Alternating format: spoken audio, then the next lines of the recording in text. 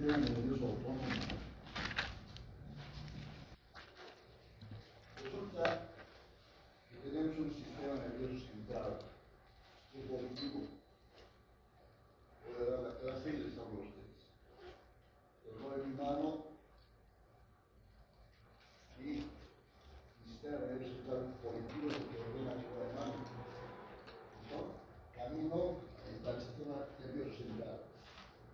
Yo le ordeno al sistema nervioso central todo lo que hay que hacer. Pero no le puedo ordenar pues a mi intestino que trabaje normal, a mi corazón que lata más rápido, que lata más lento, o que aumente la presión, o que aumente la secreción suprarrenal. ¿Cómo lo ves eso? Claro que seguramente hay personas que dominan eso, definitivamente. Pero no somos tan primarios que no dominamos nada nosotros. Solamente es nuestro sistema nervioso central nada más. El sistema nervioso autónomo no dominamos nada, no sabemos nada, nadie domina nada, porque somos primarios. Porque el día que sepamos muchas cosas, nuestro entendimiento, ya vamos a poder dominar nuestra frecuencia cardíaca, vamos a poder dominar seguramente muchas funciones de nuestro organismo. ¿No? Entonces hay el sistema nervioso central y el sistema nervioso autónomo, el que trabaja solito. ¿Por qué se llama autónomo? Porque trabaja solito. Y ahí está el sistema nervioso autónomo.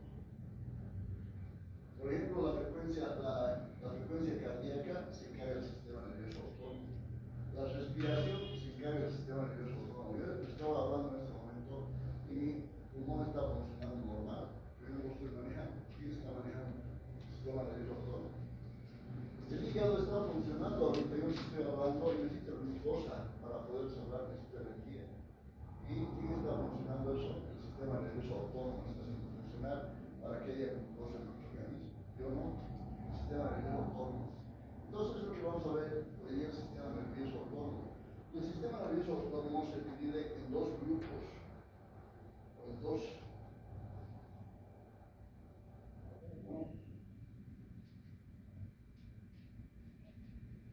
Ahí está el sistema simpático y el sistema parasimpático. Entonces, este es el sistema nervioso autónomo. Sistema simpático y sistema parasimpático. El sistema simpático está mediado por la noradrenalina y el sistema parasimpático está mediado por la acetilcolina. ¿Ya? Entonces lo que vamos a estudiar por el día de hoy es el sistema simpático mediado por la noradrenalina. ¿Y qué es el sistema simpático? El sistema simpático es el sistema de defensa. Es el sistema de defensa. Han hecho experimentos que con el sistema simpático, si se corta todo el sistema simpático, dicen que podríamos vivir igual. El más importante dice que es el sistema parasimpático. Así dicen los experimentos. Pero ahí estamos. El sistema simpático es el sistema de defensa. No es el sistema que, digamos, viene un perrito y quiere morderme, en ese momento yo me tengo que defender. En ese momento, ¿qué funciona en mi organismo? Aumenta la frecuencia cardíaca. El sistema adrenal está mediado, este sistema simpático está mediado por la adrenalina. Entonces aumenta la frecuencia cardíaca. ¿Para qué aumenta la frecuencia cardíaca? Para que haya un volumen sanguíneo mejor, para que haya oxigenación en todo mi organismo. ¿Para qué? Para poderme defender adecuadamente. ¿Listo? Luego aumenta mi frecuencia respiratoria también y mi volumen respiratorio forzado y mi capacidad pulmonar total aumenta también con la adrenalina. ¿Para qué aumenta? Para que haya mayor oxigenación. Entonces ya tengo mucho oxígeno para poderme defender. Tengo mucho oxígeno. ¿Se dan cuenta? Entonces, miren, ahí está el corazón. La adrenalina que produce entonces el sistema simpático que está mediado por la noradrenalina. La adrenalina produce aumento de la frecuencia cardíaca y produce aumento de la fuerza de contracción del miocardio. Esas dos cosas producen fundamentalmente. Hay un dato interesante. El gasto cardíaco es. ¿Cuál es la fórmula del gasto cardíaco? ¿Cómo se llama el gasto cardíaco? El gasto cardíaco. ¿Cuál es? Gasto cardíaco. Gasto cardíaco. Volumen sistólico por frecuencia cardíaca. Volumen sistólico por frecuencia cardíaca. Perfecto. Entonces la adrenalina va a producir aumento de la frecuencia cardíaca y va a producir volumen sistólico aumentado. Por tanto, el gasto cardíaco, ¿cómo va a estar? Va a estar aumentado. En el momento de la lucha de defender el corpelito va a estar aumentado el gasto cardíaco. Va a haber estimulación del sistema nervioso central, porque se va a estimular el sistema nervioso central para poder defender, para saber por dónde va a atacar el perrito y esté listo, porque está estimulado el sistema nervioso central. Y eso hace la noradrenalina, la adrenalina. Los ojos están totalmente dilatados gracias a la adrenalina. Igual que en las películas Cowboy, donde están en un globo para agarrar, es decir, con su pistola. Entonces está totalmente abierto, hay una midriasis. ¿Para qué midriasis? Para que haya mayor campo de visión. Tiene un mayor campo de visión para defensa. ¿Se dan cuenta? Importante.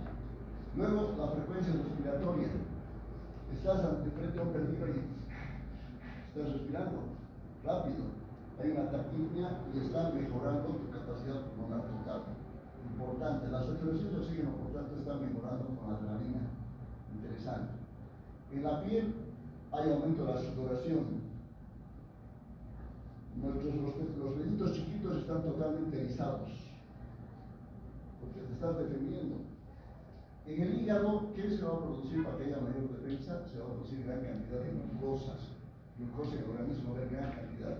Por tanto, la gluconeogénesis, glucosa neo, a partir de proteínas, gran cantidad. La gluconeogénesis está en gran cantidad. La adrenalina produce gran cantidad de gluconeogénesis. La glucogenólisis, se lisa el glucógeno, hay gran cantidad de glucosa en nuestro organismo para poder defender. Entonces, esto ya lo sabemos. Una cosa interesante, el estómago, el intestino delgado, el intestino grueso, ¿qué hace con la noradrenalina? Necesita en ese momento para defenderse que se contraiga el estómago y el intestino delgado y el intestino grueso y gaste energía en un momento de defensa, no lo necesita. Por tanto, el estómago apenas está funcionando, el intestino apenas, el intestino grueso apenas también. Esto es lo que hace la adrenalina. Entonces, este es el mecanismo de defensa del sistema simpático. Esta noche vamos a estudiar el sistema simpático que está mediado por la noradrenalina. Es igual, aparte de defensa, es también el sistema de la estimulación.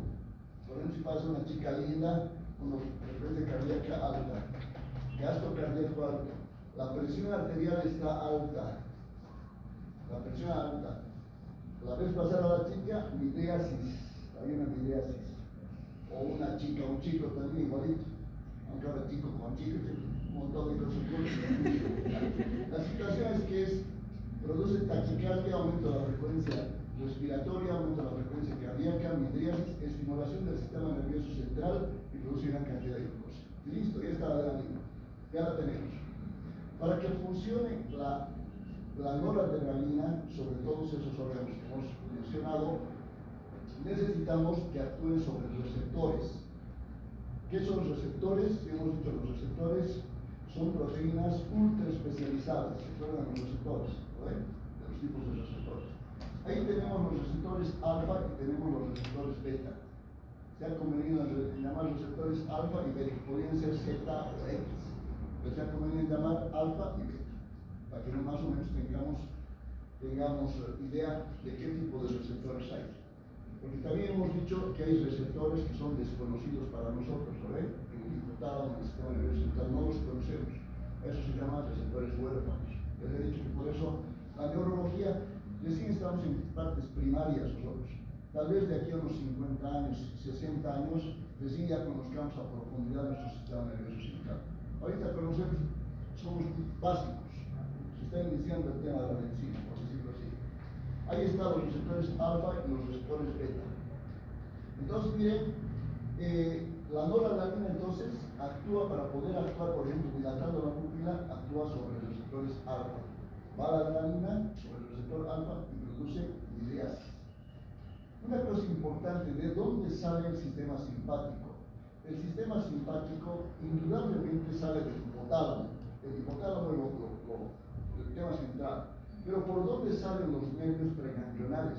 De la médula espinal. Especialmente de dónde salen, de la parte dorsal de la parte dorsal y de la parte lumbar. De ahí sale el sistema simpático, de la médula espinal. En cambio, el sistema parasimpático, que vamos a ver en la próxima clase, sale fundamentalmente del cerebro medio y tallo cerebral. ¿Ya? Y tiene nervios del tercer par, el séptimo, el noveno y el décimo. Entonces es diferente de dónde sale el sistema parasimpático y de dónde nace la médula espinal. ¿Listo? Entonces, aquí hay unas células, o mejor dicho, unos nervios que se llaman preganglionares. Son los preganglionares. Aquí están los ganglios simpáticos. Y de aquí salen unos nervios que se llaman postganglionares. Entonces, fácil, ¿no? Preganglionar, ganglios y postganglionares. No hay donde perderse. Lo interesante de esto, no les quiero complicar mucho, pero tenemos que saber, ya sabemos que se estimula el preganglionar, el ganglio se estimula y va al postganglionar y va a un receptor alfa. Y este receptor alfa, ¿quién lo estimula? La noradrenalina, ¿no ven? Pero resulta que en esta parte entre el ganglio y el postganglionar, ¿qué sustancia hay fundamentalmente? La acetilcolina. Por eso es el sistema nervioso central muy específico. Nosotros lo aclaramos así básicamente porque es lo que sabemos hasta el momento. ¿Listo? Perfecto, ahí estamos. Ahí tenemos entonces dilatación de la pupila, actúa sobre el receptor alfa, miren. Otro interesante, vasoconstricción, receptor alfa. La adrenalina va a producir vasoconstricción porque va a aumentar la presión arterial. En el momento de la lucha va a aumentar la presión arterial. En el momento del estímulo aumenta la presión arterial. ¿Y por qué aumenta la presión arterial? Porque la adrenalina actúa sobre los receptores alfa. Puede actuar sobre los receptores beta 2 que produce vasodilatación. Beta 2 puede actuar sobre vasodilatación. Todo depende de la cantidad. Eso es importante, todo depende de la cantidad.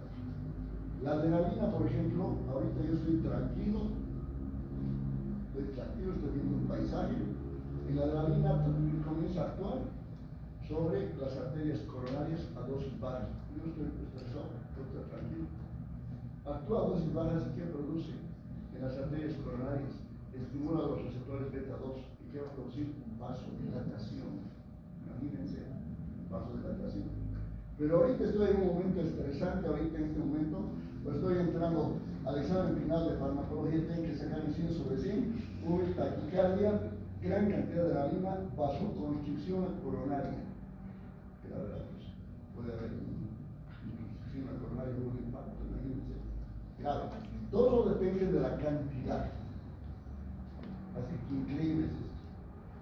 Pero ahí están, receptores alfa, vasoconstricción, beta 2, vasodilatación. Pero si ustedes me preguntan, Doc, especialmente a la noradrenalina, ¿por qué el receptor tiene tropismo? Yo les voy a responder por receptor alfa.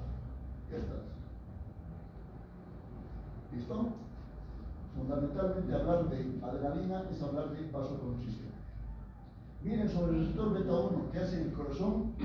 Hemos dicho que la pelea o el estímulo se produce taquicardia. Taquicardia, miren, gracias al receptor beta 1. Aumenta el ritmo y la fuerza de contracción también aumenta. Este dato es importante.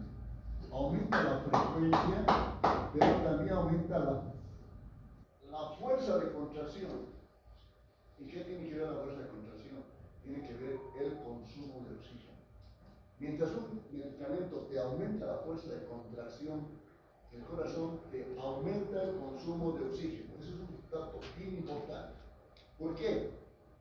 ¿Por qué es dato importante? Porque decir infarto de miocardio es decir aumento del consumo de oxígeno. Todo medicamento que te produce aumento del consumo de oxígeno te produce infarto de miocardio. ¿Se ubican?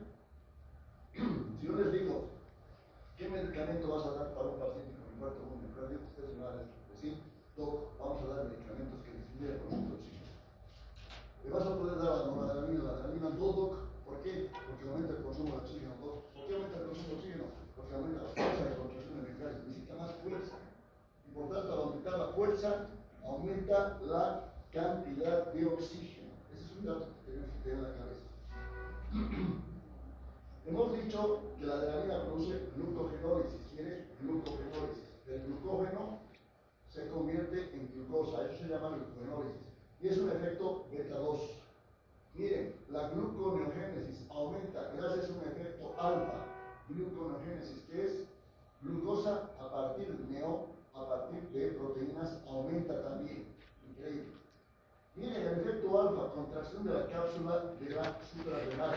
¿Dónde se produce la noradrenalina? En la médula suprarrenal. ¿Y quién produce que se contraiga la cápsula suprarrenal? Que produce más secreción de adrenalina y noradrenalina, los receptores alfa.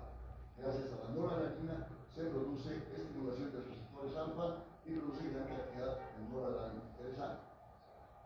Y la vejiga, miren,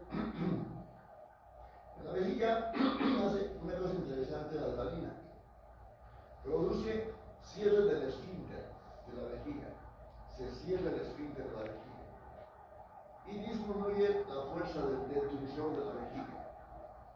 Entonces, miren, se produce relajación de la vejiga gracias a un efecto beta y se produce estimulación del esfínter retrosor gracias a un efecto alfa. ¿Listo? Entonces, si un paciente viene y nos dice, doc, estoy orinando cada rato estoy orinando, doc. Ah, vos tienes una vejiga neurogénica, tienes entonces diabetes, vos. Doc, hago un esfuerzo y me orino. ¿Qué hago, doc? ¿Por qué medicamentos puedo tomar? Ah, medicamentos como la noradrenalina. ¿Por qué? ¿Por qué no voy a tomar los medicamentos? Porque me cierra el esfínter del detrusor y además me disminuye la fuerza de la vejiga, del músculo de la vejiga. Entonces podemos darle ese medicamento. Perfecto. Eyaculación, receptor alfa. Muy bien. El principal centro organizativo del sistema nervioso autónomo, ¿no? Es, sin lugar a dudas, es el hipotálamo. Si ustedes me dicen, doc, ¿cuál es el centro que organiza todo el simpático y el parasimpático? Yo les contesto el hipotálamo. El hipotálamo es la respuesta a todo. Perfecto. Solamente hay neurotransmisores en el sistema nervioso autónomo, solamente hablamos de la noradrenalina, que es el sistema simpático, y el sistema parasimpático, doc, que está mediado por acetilcolina. Solamente de esos dos hablamos, doc. No, pues hay un montón. Por lo que son importantes, por eso hablamos de ellos. Porque después hay un montón de neurotransmisores del sistema nervioso autónomo. Por ejemplo, el óxido nítrico, el péptido intestinal vasoactivo, la hormona liberadora de gonadotropina, tiene que ver también con el tema de la liberación de la acetilcolina. Súper interesante. Por eso es interesante este tema del sistema nervioso autónomo, porque hay varias sustancias que producen otro tipo de acciones en el sistema nervioso autónomo y algunas las han concentrado, como por ejemplo estas que estimulan al sistema parasimpático. ¿Y de quién estamos hablando? De mediadores que estimulan al sistema parasimpático. El óxido nítrico es un vasodilatador. Estamos hablando del péptido intestinal vasoactivo, y estamos hablando de la hormona liberadora de gonadotropina. ¿Qué tienen que ver los medicamentos? Tienen que ver mucho con el sistema parasimpático. Súper. Aquí tenemos varios que tienen que ver con el sistema simpático, otros neurotransmisores, aparte de la noradrenalina y la adrenalina. ¿Quiénes tienen que ver con el sistema simpático? La serotonina tiene que ver, el ácido gamma amilobutírico tiene que ver, la ATP tiene que ver, la sustancia P tiene que ver y el neuropéptido I tiene que ver. Todos estos medicamentos tienen que ver también con la adrenalina. Así que es un mundo. Pero para poder entender nosotros, el día de hoy vamos a ver solamente el sistema simpático mediado por noradrenalina y nada más. Ese es el sistema simpático. ¿Por qué, doc, no le da importancia también al neuropéptido I? También es simpático, doc. Ah, porque es más importante es el sistema de noradrenalina. Por eso le damos la importancia al sistema de noradrenalina. Claro, cuando ya alguien quiera ser neurólogo, ya va a tener que entrar al tema de noradrenalina, va a tener que entrar a la neuropéptido-I, va a tener que entrar a la sustancia P, adenosíntrifosfato, a ver exactamente todo lo que sucede en el sistema nervioso autónomo. Entonces ahorita estamos abarcando nosotros el que más grande es, el que compromete a todo el organismo, el que es más importante. Eso estamos viendo ahora, que es el sistema noradrenalina. Aquí está la terminación nerviosa, miren, es una terminación nerviosa noradrenérgica. ¿Y de dónde sale la noradrenalina? Va a salir de un aminoácido que se llama la tirosina. La tirosina es bien importante. Gracias a la tirosina hidroxilasa se va a convertir en dopamina, en dopa. Gracias a la dopa descarboxilasa se va a convertir en dopamina. Y gracias a la dopamina beta hidroxilasa se va a convertir en la famosísima noradrenalina. Entonces, la noradrenalina, ¿de dónde nace? ¿De dónde nace? De la tirosina. Gracias a la hidroxilasa, tirosina, dopa. Gracias a la dopa descarboxilasa, dopamina. Y gracias a la dopamina beta hidroxilasa, noradrenalina. ¿Dónde actúa la noradrenalina? Va a actuar sobre receptores, dos receptores. ¿Cuál hemos dicho? ¿Cuál? Alfa y beta, pues receptores alfa y receptores beta. Receptores alfa y receptores beta, la noradrenalina. Ya se ha mencionado el receptor beta 1, por ejemplo, hemos dicho, aumenta la fuerza de inmovilización del miocardio y no se taquicardia. Por tanto, el gasto cardíaco va a estar aumentado. ¿Por qué? Porque el gasto cardíaco es volumen sistólico con la frecuencia cardíaca. ¿No? Ahora, les hemos dicho que puede actuar sobre los receptores alfa, la noradrenalina. Si actúa en el ojo, va a producir el ojo. Va a producir mitiasis, va a producir por efecto alfa. ¿Se acuerdan? Perfecto. Hay un dato importante aquí. Entonces, hay un momento en que se crea esta gran cantidad de noradrenalina y produce estimulación de los receptores beta y receptores alfa. Pónganse que ha pasado la chica linda y el corazón está latiendo rápido. No podemos desear que una pasó la chica linda 1 hora, 2 horas, 24 horas sigue latiendo, no puede ser. Tiene que haber algo que disminuya la frecuencia cardíaca. Y ese algo es el MAP y el COMT. La monoaminoxidasa y la catecolorretídroxidasa. ¿Qué hace entonces? Metaboliza a la noradrenalina, para que no esté todo el tiempo la noradrenalina. No todo el mundo se ahí. Entonces, actúa la MAO y la COM para producir una biotransformación de la noradrenalina. ¿Listo? La metabolismo. Entonces, la MAO y la COM es bien importante para la noradrenalina. Un dato importante.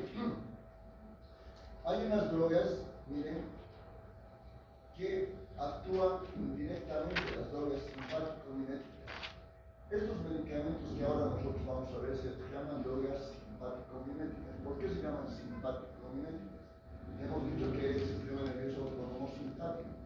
Y las drogas que actúan similar a ellas se llaman miméticas. No decir igualitas, simpático igualita. En vez de decir simpático igualita, decimos simpático-miméticas. Estos son los medicamentos simpático-miméticos que actúan similar a la noradrenalina. ¿Y cuáles son estos medicamentos que actúan igualito que la noradrenalina? Son estos. Unos actúan indirectamente y otros actúan directamente. ¿Qué quiere decir con que actúan directamente?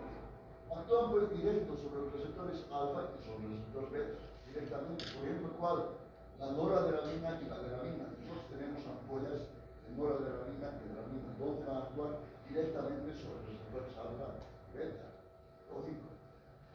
La clonidina, después la fenilefrina, la metosamina, actúan directamente sobre estos receptores. En cambio, hay medicamentos que actúan indirectamente. Ya, por ejemplo, aquí tenemos la efedrina, la anfetamina, la cocaína. La efedrina, la anfetamina, la cocaína actúan directamente. ¿Por qué la cocaína actúa indirectamente? ¿Por qué la cocaína es droga simpático-mimética? Porque resulta que disminuye o inhibe a la MAO y a la COMT. Inhibe a la monoaminoxidasa y a la catecolometiloxidasa. Y por tanto, como inhibe esto, ¿qué pasa con la noradrenalina? En esta parte va a haber gran cantidad de noradrenalina. El corazón va a estar latiendo todo el rato. ¿Por qué? Porque inhibe a la MAO y a la COMT. ¿Listo? Muy bien, ahí está la tirosina, ahí está la L-dopa, aquí está el transportador vesicular de monoaminas, que es bien importante. Estos están investigando medicamentos que anulen esto para disminuir la acción de la noradrenalina, porque no se con la noradrenalina. Aquí está la clave de éxito, en el transportador vesicular de monoaminas. Pero eso vamos a hablar en otra oportunidad, cuando hablemos Ahí está la catecolamina, miren, tiene un anillo benceno y tiene dos grupos hidroxilo y una cadena lateral alina. Esta es la famosa adrenalina. Las catecolaminas normalmente se forman en nuestro organismo. ¿Qué catecolaminas tenemos normalmente? La dopamina, la noradrenalina y la ketamina. Es lo que tenemos normalmente nosotros. Este es un receptor de noradrenalina. Miren el receptor. Esta es la parte intracelular. Viene por aquí, la guanina, la tiramina viene por aquí, viene por el sitio del estímulo. Primero viene la noradrenalina aquí, estimular esta parte de aquí. Estimula todas estas proteínas, va por aquí el estímulo, por aquí se da la vueltita por aquí viene, se viene a dar la vueltita por aquí, viene por aquí, se da la vueltita por aquí. Imagínense lo que les estoy diciendo, por aquí, y justo viene y estimula al receptor beta 1 para aumentar la frecuencia cardíaca. ¿Es un chiste o qué es esto? Es una alta ingeniería genética. Esto es una alta ingeniería genética. Esto no es pues si Darwin hubiera visto esto, hubiera desmayado ahorita. La teoría evolucionista, que nada que ver, pues, nada que ver. No me van a decir que esto se va a unir a esto y se va a unir a esto, y a través de 1000 años o 5000 años. ¿Dónde? Hay que ver esto. Se estimula justo, y justo viene y va a estimular el receptor beta 1, o mejor dicho, el receptor y va a estimular, este receptor beta 1 va a ser estimulado por la noradrenalina, va a estimular a que aumente la frecuencia cardíaca. No, pues, si esto les estuviera contando hace 70 años atrás, no, hace 100 años atrás, no, pues hubieran dicho este doctor está hablando macanas, ¿no? Está hablando disparates, porque esto no puede ser. Entonces, esto es algo extraordinario realmente. Y estos receptores beta 1, dos receptores beta 1 y alfa, ¿dónde están? Están en todo nuestro organismo. Claro, ¿dónde hay más receptores beta 1? Sin lugar a dudas, en el corazón. Pero hay receptores beta 1 también en el pulmón, en todo lado hay. Tipo de receptores, pero ¿dónde se concentran? Aquí los beta 1. ¿Dónde se concentran los beta 2? En el pulmón se concentran los beta 2, porque produce broncodilatación. ¿Dónde se concentran los alfa 1? En las arterias, en todas las arterias se concentran. ¿Verdad? Pero por todo no hay receptores. Ahí están nuestros receptores alfa. Tenemos alfa 1, tenemos 1A, 1B, 1C, 1D. Tenemos alfa 2, 2A, 2B, 2C. Los receptores alfa 1 van a producir fundamentalmente vasoconstricción. ¿Dónde actúa más la noradrenalina? ¿Los receptores alfa 1 o alfa 2? Alfa 1 fundamentalmente. Produce vasoconstricción periférica. Y el hígado produce glucogenólisis y liberación de potasio. Produce también en el útero contracción. La noradrenalina produce contracción en el útero con receptores alfa 1. Y va a producir midriasis. Por receptor alfa 1. Por receptor alfa 2 va a producir fundamentalmente inhibición de la secreción de insulina. Este dato es importante del receptor alfa 2. Inhibición de la secreción de insulina. Hemos dicho que cuando me estaba defendiendo del perro, yo necesitaba energía para poderme defender. Y para eso necesito gran cantidad de glucosa. Por tanto, la insulina tiene que estar baja. ¿Para qué? Para que haya una cantidad de glucosa. Pues si la insulina está normal o alta, la glucosa no va a haber. Tiene que estar baja. ¿Y quién produce eso? La estimulación del receptor alfa 2. Inhibición de la secreción de insulina. Hemos dicho que durante la pelea del perrito con la persona, no necesitamos que funcione el estómago ni el intestino delgado. Y por tanto va a haber relajación gastrointestinal. ¿Quién la produce la relajación gastrointestinal? La va a producir el efecto alfa 2. El efecto alfa 2. Muy bien. Estimular a los receptores alfa 1, se necesita la fosfolipasa seca para estimular a los receptores alfa 1. Estimular a los receptores alfa 1 también requieren de la fosfolipasa 2. Requiere los canales de calcio, el estímulo de los canales de calcio. Requiere el intercambio de sodio y requiere de esto, de la MAF, de la pequeña quinasa activada por nitrógeno, de estas cosas necesita para ser activada los receptores. El receptor beta 1, beta 2, beta 3, ¿de qué requiere? Para ser estimulados. Requiere de aumentar los canales de calcio, aumentar el flujo de los canales de calcio. Y requiere también de la adenosiclasa, del AMP cíclico y la proteína quinasa A. Esto es bien importante. Entonces, ya hemos activado el receptor, porque ha venido la noradrenalina, ha sido activada por el receptor, y en esta partecita, para que se active y comience a funcionar en el corazón, va a necesitar de qué? Va a necesitar del flujo renal de calcio, va a necesitar de la adenosiclasa y del AMP cíclico de la proteína quinasa A. De este ciclo va a necesitar para que se pueda activar. Tipos de adenoreceptores. Hemos dicho que hay los receptores alfa, ya los hemos visto los alfa 1, los alfa 2, ya sabemos alfa. Ahora vamos a ver beta. Los beta 1, hemos dicho dónde se encuentran fundamentalmente los beta 1, ¿dónde? En el corazón. ¿Qué va a producir en el corazón? Aumento de la frecuencia cardíaca y aumento de la fuerza de contracción del miocardio. Por tanto, el gasto cardíaco con la noradrenalina, ¿cómo va a estar? Va a estar aumentado. ¿Por qué? Porque aumenta la frecuencia cardíaca y aumenta la fuerza de contracción del miocardio. Y un dato más importante, miren, aumenta la renina. Por tanto, el sodio intravascular, ¿cómo va a estar? El sodio Intravascular. bajo. Aumenta la renina.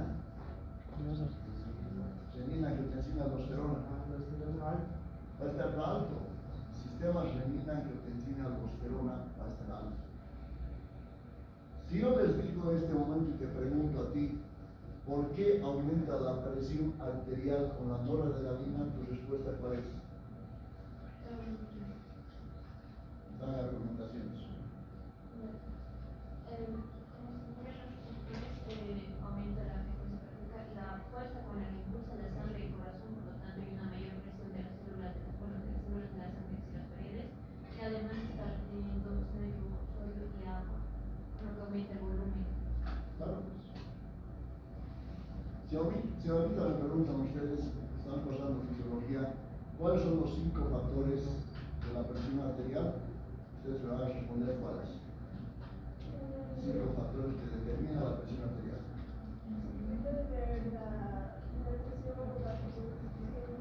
Resistencias vasculares periféricas es un factor de la presión arterial. Resistencias vasculares periféricas. Otro. ¿Cuál más? ¿Ah? Acumulación de sodio.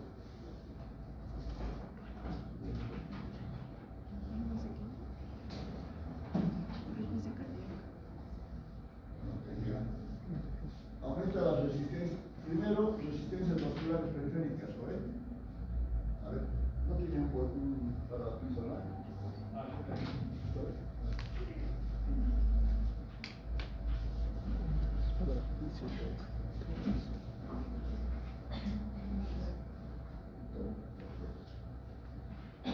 Muy bien, entonces, ¿cuáles son los factores que rigen la presión arterial? Los factores de la presión arterial. Está diciendo su compañera, 1, resistencias vasculares periféricas. Para que haya presión arterial, aquí está el manguito, nosotros tomamos la presión arterial, entonces tiene que ser resistencias vasculares periféricas, no queda otra. Segunda, ¿cuál? Otro. El gasto cardíaco. El gasto cardíaco. Primero, resistencias vasculares periféricas. Segundo, el gasto cardíaco. Tercero, ¿cuál sería? Pues ya está, pues el gasto cardíaco. El gasto cardíaco es frecuencia cardíaca por volumen sistólico. Mira, ya has dicho esto. ¿Qué más te falta? ¿Ah? Claro, el volumen sanguíneo, pues ahí está, el sangre que enseñar en fisiología, están los glóbulos rojos, está el plasma y están las proteínas, ¿no ven? Las proteínas que abundan. Ya están los 5 factores. ¿qué produce? La noradrenalina produce aumento de la resistencia de las claves periféricas. ¿Gracias a qué? Gracias a estimular los receptores alfa. El gasto cardíaco está aumentado con la noradrenalina, con todos los medicamentos que vamos a estudiar el día de hoy, gracias a la estimulación del receptor Alfa. beta 1 hemos dicho, corazón, beta 1. Y todo esto de acá estaría aumentado, todo este volumen, especialmente por acumulación del sodio, gracias a qué? A la estimulación de la renina. ¿Por qué la renina? Porque la renina va a absorber pues renina, angiotensina, aldosterona, va a meter gran cantidad de sodio al intravascular y lo va a sacar potasio, ¿de acuerdo? Entonces, todo esto va a estar aumentado por el sodio. Entonces, por eso te aumenta la presión arterial. ¿Listo? Si ustedes me dicen ahorita, Doc, ¿cuáles son los factores que rigen la hipertensión arterial? Fácil. ¿Cuáles serían? A ver, los que rigen la hipertensión arterial. ¿Qué factores? Aumento de la resistencia. Aumento de las resistencias vasculares periféricas, Aumento del gasto cardíaco, cardíaco. Y aumento. de los glóbulos rojos, del plasma, de las proteínas. Fácil. Si me preguntan, Doc, ¿cuáles son los factores de hipotensión arterial? Les digo, si un paciente tiene hipotensión arterial, le digo, sus resistencias vasculares periféricas están disminuidas. O tal vez el gasto cardíaco esté disminuido. O tal vez los glóbulos rojos estén disminuidos. El plasma tal vez, el sodio tal vez, las proteínas tal vez. Averiguaremos sobre eso en un paciente. ¿Se dan cuenta? Ahora, si un paciente viene con una hipotensión arterial severa, el paciente está en 40-30, están indicados o contraindicados la noradrenalina. Yo digo que está contraindicado. Vos.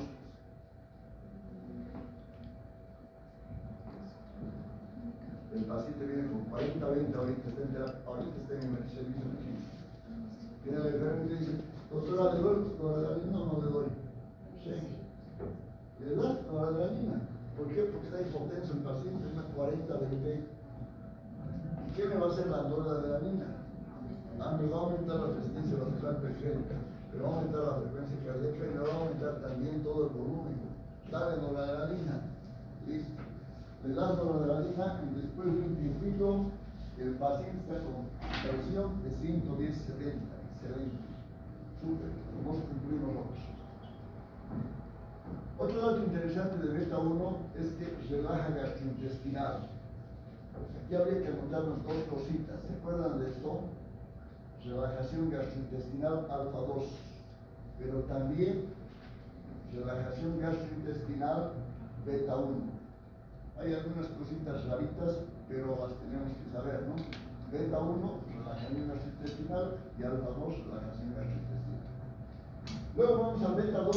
Miren en beta 2, si la noradrenalina estimula los receptores beta 2, en el músculo liso va a producir relajación. Todo depende de la dosis. Pero si ustedes me dicen, Doc, pero fundamentalmente, doctor, ¿qué hace la noradrenalina al final de cuentas? ¿Va a producir relajación, va a producir vasodilatación o va a producir vasoconstricción, que nos ha dicho que es un efecto alfa 1? Fundamentalmente tiene lo mismo la noradrenalina por el efecto alfa 1, vasoconstricción. Ahora, que puede producir vasodilatación al tener beta 2, sí, todo depende de la dosis. Pero fundamentalmente hablar de noradrenalina es hablar de receptores alfa 1. ¿Listo? Ahí tenemos, músculo liso, relajación. Hay un dato importante que nos ayuda a esto en los bronquios. Y en los bronquios, como está produciendo relajación, entonces, en un paciente con asma bronquial, ¿qué opinas tú? ¿Le daríamos o no le daríamos estos casos? Sí, doctor. Claro, porque está produciendo broncodilatación. Entonces, los receptores, cuando estimulan la adrenalina al receptor beta 2, va a producir dilatación en el músculo liso. ¿Qué quiere decir por músculo liso? En las arterias va a producir vasodilatación. al activarse el beta 2. ¿Y qué va a producir con los bronquios? Va a producir broncodilatación. Por eso un paciente con asma bronquial que tiene broncoconstricción, tiene dificultad para respirar, tú le das la noradrenalina, súper está. El último medicamento que tú das en emergencias a un paciente con asma bronquial que no puede respirar es la noradrenalina. Puedes darle teofilina, el paciente sigue respirando mal, el doctor está respirando mal, dale salbutamol, hay otro medicamento que se llama salbutamol, que ahorita vamos a ver, que estimula los receptores beta 2, le dan salbutamol, Doc sigue mal, la saturación de oxígeno está en 42, y está respirando mal, Doc se va a morir este paciente, dale adrenalina subcutánea, 0,3 cc, adrenalina subcutánea 0,3 cc, viene la ampollita de 1 ml, 0,3 cc le das subcutáneos, ya con estos pacientes que vienen respirar error. Pasa 5 minutos, dale otros 0,3 cc por vía subcutánea. No, estás respirando bien, El último del medicamento que damos antes que intubemos al paciente se llama adrenalina. La adrenalina, 0,3 cc subcutánea cada 5 minutos, 3 dosis o más. Si a la tercera dosis no te responde, ¿qué quiere decir eso? Intubación. Máquina. Ahí está entonces, ¿listo? Beta 3 adipocitos, lipólisis produce, lipólisis. Claro, ustedes me dirán, pues, Doc, pero acaso la lipólisis, Doc, no es por el tema de que se ha disminuido la insulina primero y lógicamente se hace secretaria. Cuando disminuye la insulina, se promueven los factores que son diferentes a la insulina. Estamos hablando de la noradrenalina, estamos hablando del cortisol, estamos hablando de la hormona de crecimiento. Eso es la fisiología, ustedes no que yo. Están mirando la fisiología, ustedes están ahí más que yo. Entonces, va a producir pues lipólisis, ¿no ven? Va a producir lipólisis. ¿Y por qué produce lipólisis? Por efecto beta 3. Eso tenemos que saber. ¿Listo? La noradrenalina produce gran cantidad de ácidos grasos. Ácidos grasos libres. ¿Por qué? Por efecto beta 3. Muy bien. Beta 4, corazón, frecuencia cardíaca y velocidad, igual que el beta 1, pero fundamentalmente el beta 1 son los receptores primordiales para aumentar la frecuencia cardíaca y aumentar la fuerza de contracción cardíaca. Acción de las catecolaminas, por tanto, acción excitatoria periférica en los vasos sanguíneos, estamos hablando de vasoconstricción, estamos hablando de efecto alfa.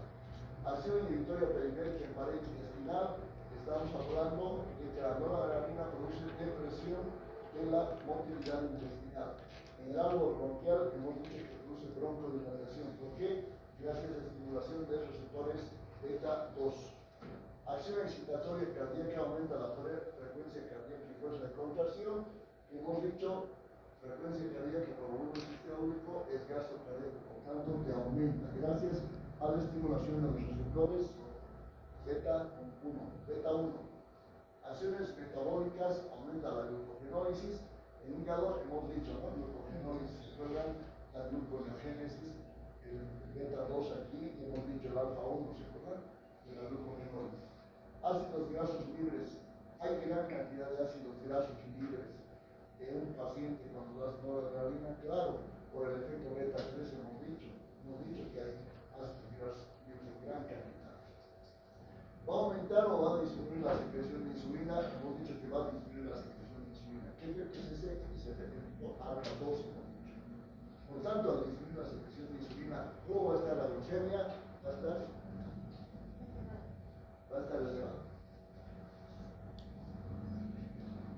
Acciones en el sistema respiratorio. La frecuencia respiratoria va a estar aumentada y además la capacidad pulmonar total va a estar aumentada. ¿Por qué va a estar aumentada la capacidad pulmonar total? Porque va a producir broncodilatación. En la espirometría medimos el volumen de expiración forzado al primer segundo. Esa es la capacidad pulmonar total y el volumen de expiración. Las dos van a estar aumentadas con la noradrenalina. Va a mejorar la capacidad pulmonar total y el volumen de expiración forzada al primer segundo. súper importante. Muy bien, esto es bien importante. Si quieren que se saque una fotito, porque sobre esto vamos a hablar.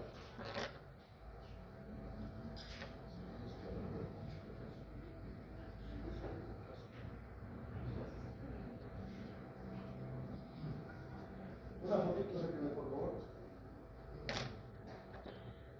Porque este es el resumen de todo lo que vamos a hablar hoy día. Todos los sectores tienen que aprenderse esto de memoria, ¿no?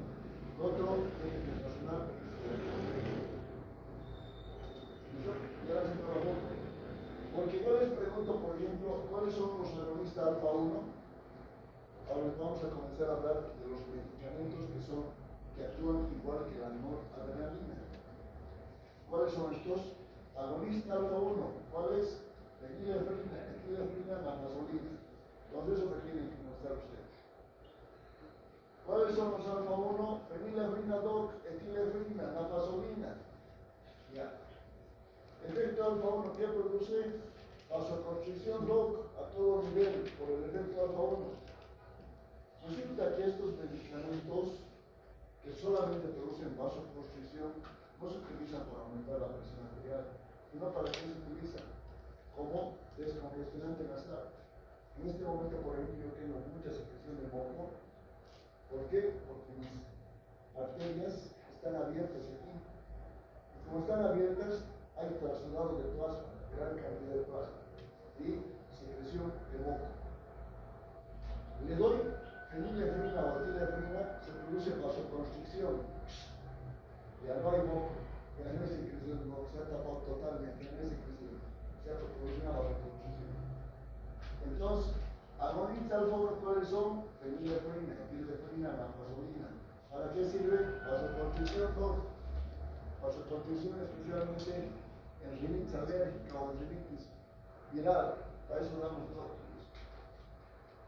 Agonista alfa 2, la clonidina y la apraclonidina. La clonidina, antes se utilizaba mucho la clonidina, pero ahora ya no estamos utilizando la clonidina, así que vamos a preguntar mucho sobre el alfa 2. Agonista beta 1, dobutamina prenalterol. Agonista beta 1, dobutamina. Solo actúa sobre beta 1. Entonces, la dobutamina había salido a actuar aumentando la frecuencia cardíaca y aumentando el volumen sistólico, por tanto, mejorando el gasto cardíaco. ¿Podemos utilizar la dobutamina en un paciente con insuficiencia cardíaca?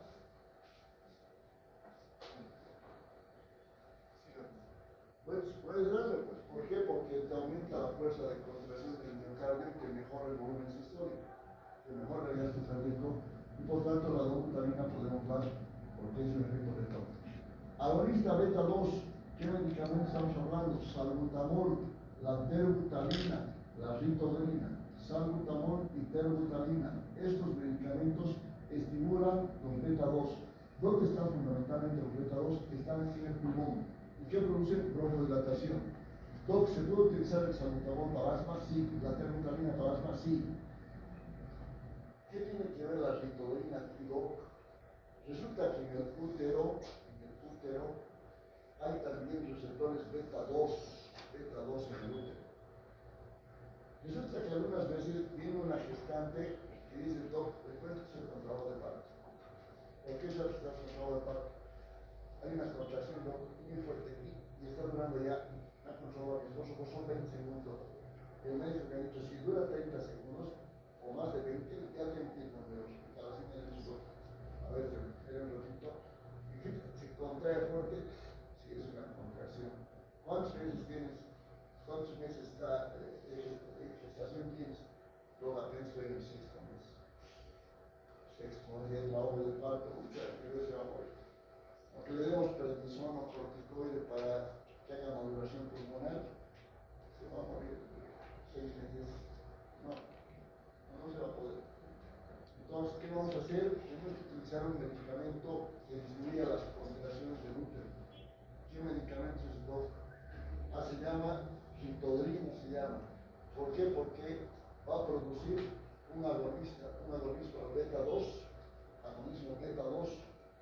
y va a producir la ritonina. ¿Qué va a producir con el beta beta 2? Va a producir disminución de la fuerza de contracción del útero, va a disminuir la contracción uterina. Y por tanto, vamos a llegar al séptimo octavo mes, no va a haber ningún problema.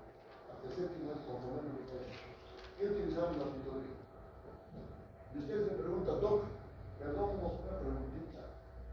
Estamos hablando que la agonista beta 2 es el salbutamol y la terbutalina del mundo. Usted me está diciendo que la ritonina estimula los receptores beta 2 y va a producir depresión de la contracción uterina. Sí, de eso estoy hablando. Pero Doc, ¿por qué no se utiliza también el salbutamol y la terbutalina para esto? ¿O solamente se utiliza para la agonía Doc? ¿Qué opinas?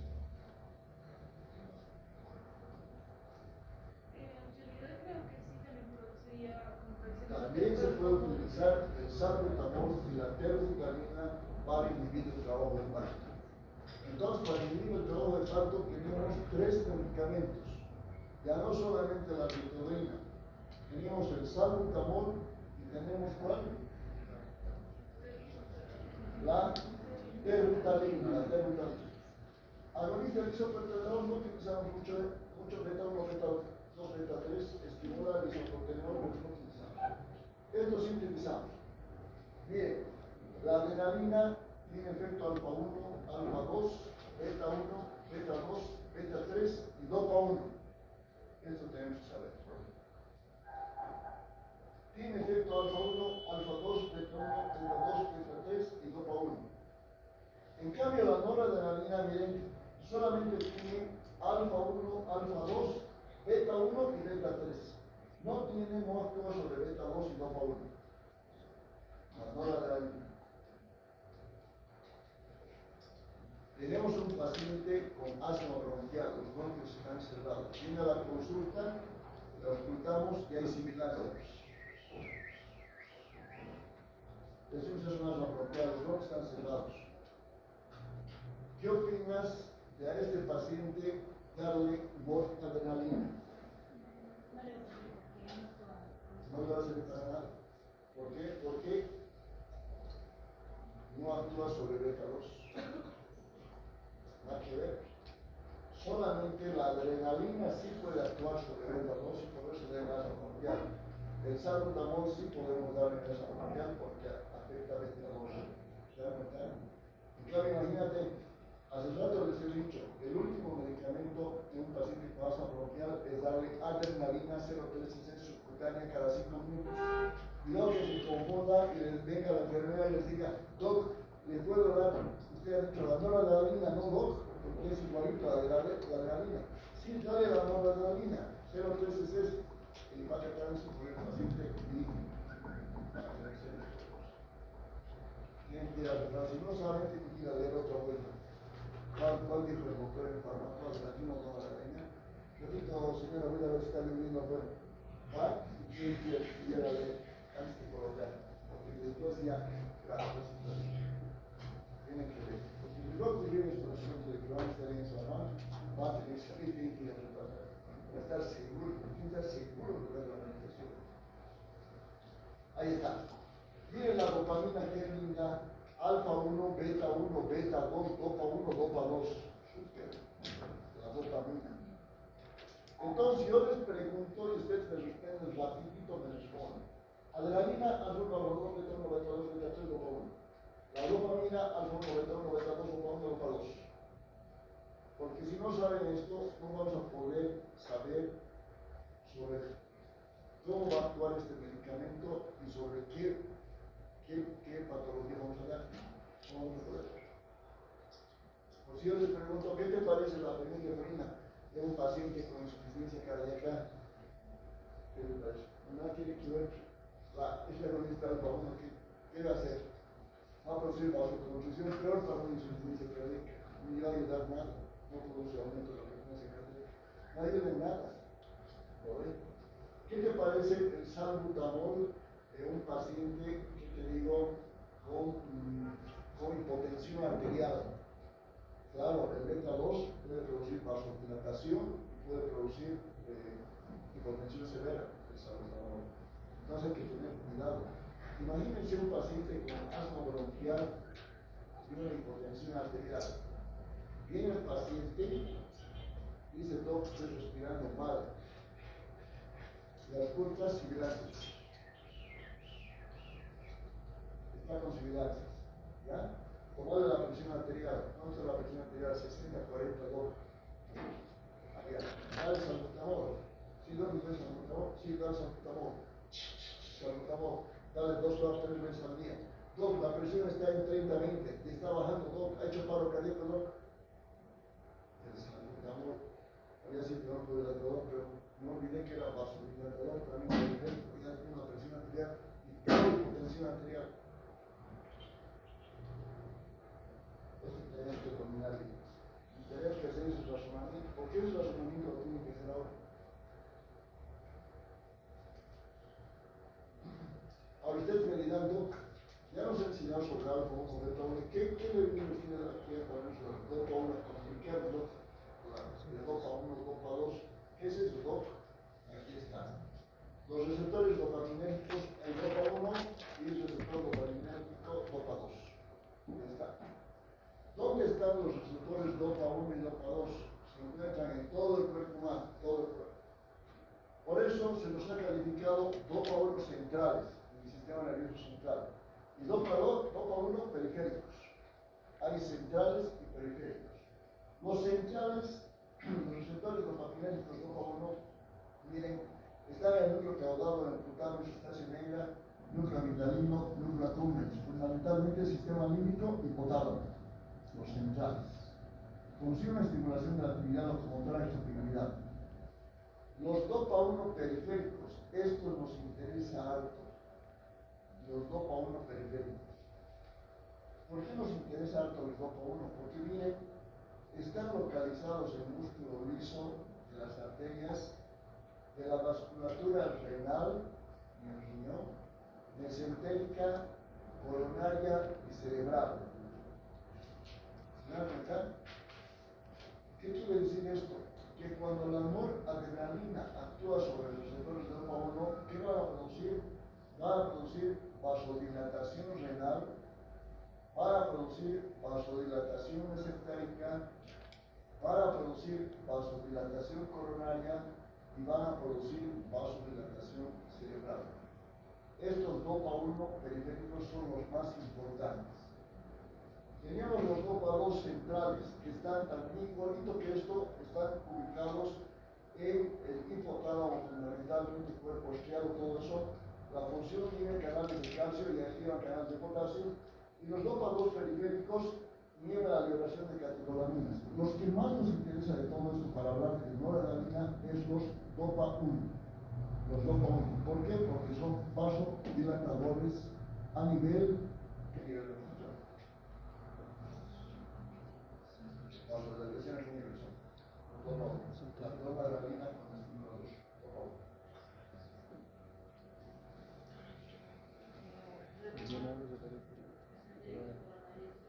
Perfecto. Son vasodilatadores. Por tanto, miren, tenemos un paciente con un infarto del miocardio. Un infarto del miocardio. ¿Qué ha pasado? Las coronarias se ha producido mayor vasoconstricción, se ha cerrado la coronaria, ya no hay paso de sangre y oxígeno al músculo cardíaco. Y por tanto se ha producido una necrosis y se ha producido un infarto. Podemos dar la dopamina en este paciente que ha producido, si se ha producido un infarto del miocardio, sí y no, ¿por qué?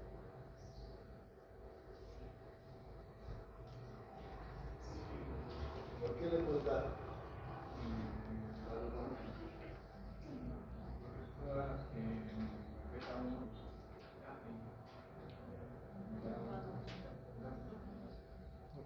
Porque actúa sobre los receptores dopa 1. ¿Y qué tiene que ver que actúe la dopamina sobre los receptores dopa 1?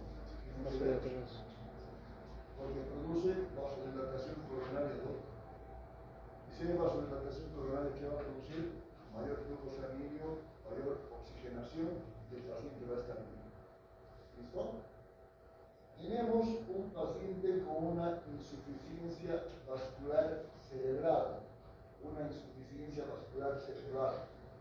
Podemos dar, o puede hacer un accidente vascular cerebral isquémico.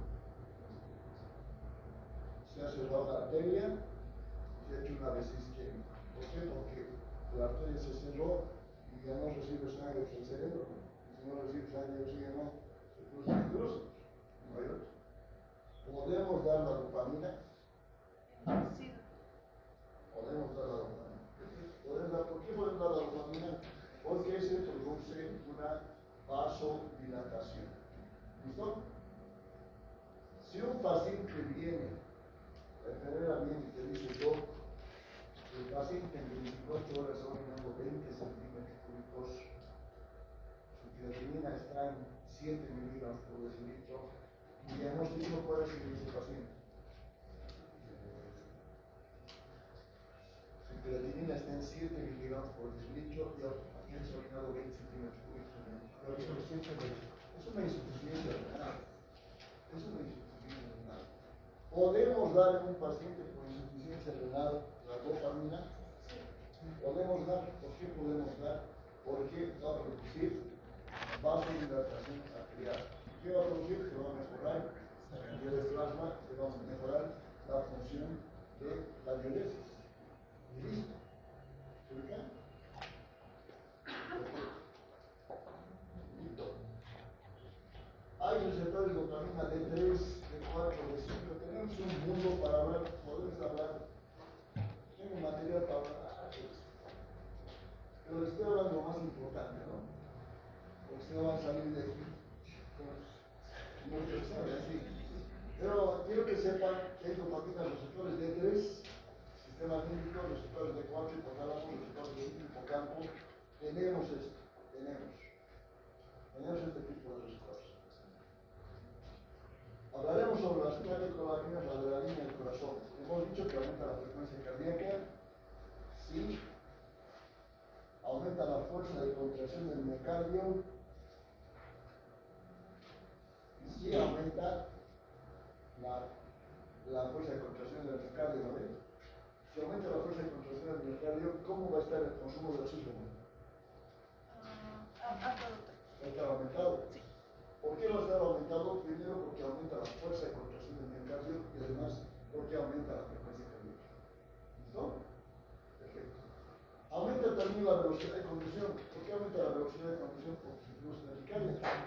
Hay taquicardia, el paso de la aurícula al ventrículo es rápido. La velocidad de conducción está rápida. Tactan. ¿Vale? Perfecto. Ya lo sabemos entonces. Aumenta la frecuencia cardíaca, la velocidad de conducción, aumenta la fuerza de conducción. La sístole sí, aumenta la conducción auriculoventricular, claro, si aumenta la velocidad de conducción, aumenta la conducción auriculoventricular. Aumenta el volumen minuto, claro que sí. Aumenta la presión arterial sistólica, lógico, si está aumentando la contracción del ventrículo, la presión sistólica va a estar aumentada. Aumenta el consumo de oxígeno, claro, si aumenta la frecuencia cardíaca y aumenta la fuerza de contracción del miocardio, aumenta el consumo de oxígeno. Puede producir vasodilatación a nivel de coronarias y de la dosis, claro, dependiendo de la dosis. La dosis baja de adrenalina produce vasodilatación. Claro, porque ustedes me pueden decir, doctor, al final de cuentas, ¿qué produce la adrenalina? ¿Produce vasodilatación o vasoconstricción? Dependiendo de la dosis. Si uno está muy nervioso, por eso entra al examen de fármaco, tiene que sacar un 5 sobre 6, está nervioso. Y por tanto, va a haber gran secreción de adrenalina. Y puede ocurrir una vasoconstricción coronaria. Puede llegar a un infarto. Pero ustedes son jóvenes, no nos va a pasar eso. Además, no creo que para sí se va, tienen que aprobar sí o sí, o si no, tienen que aprobar sí o sí. Bueno, ya. La situación es que corre desde la dosificación. Dosis bajas de adrenalina produce beta, beta 2. Estás tranquilo. Por eso cuando estás tranquilo, hay poca secreción de adrenalina y hay efecto vasodilatador coronario. ¿Listo?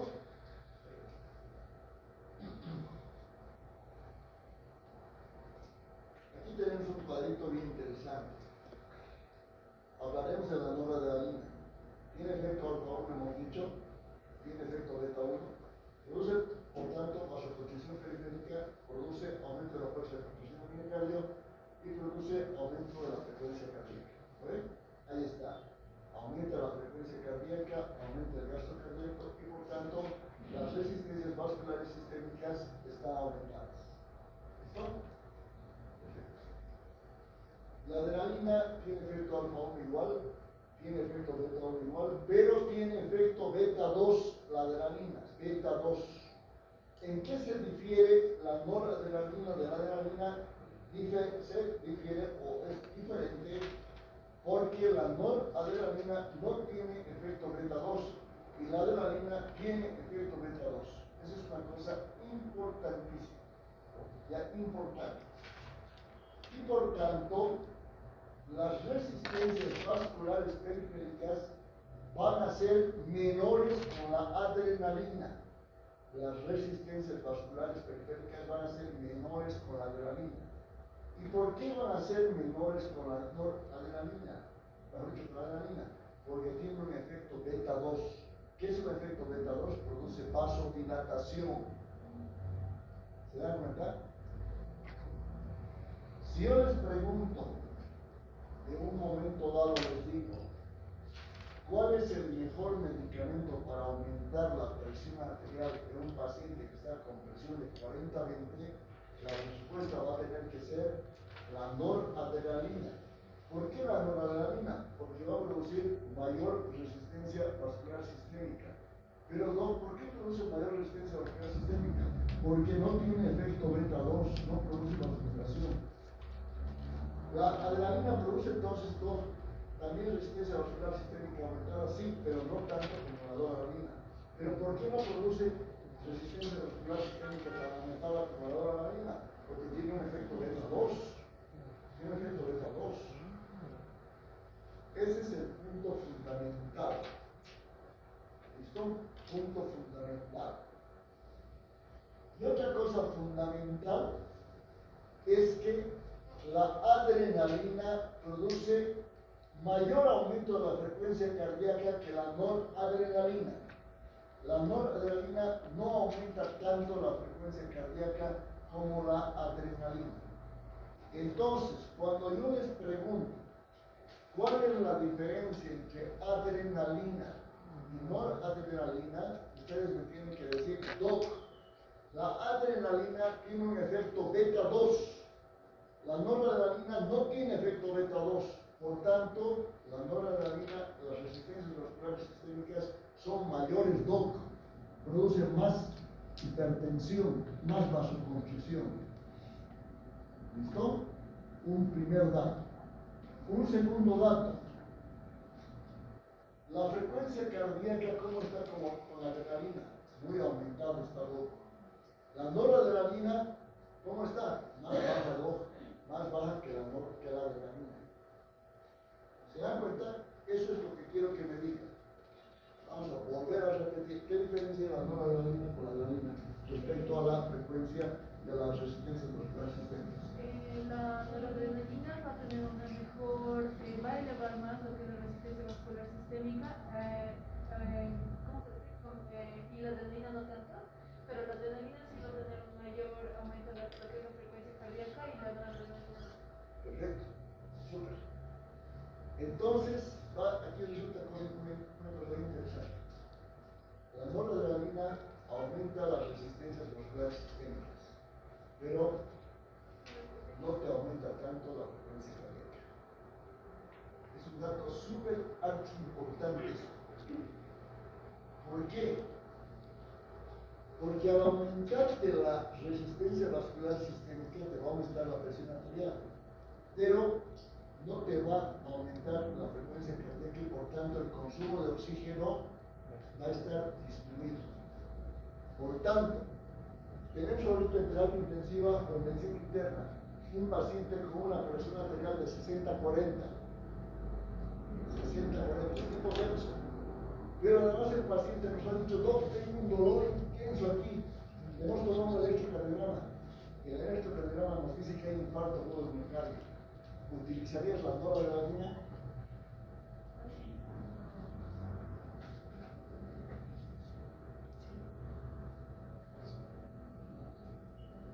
respuesta de la María.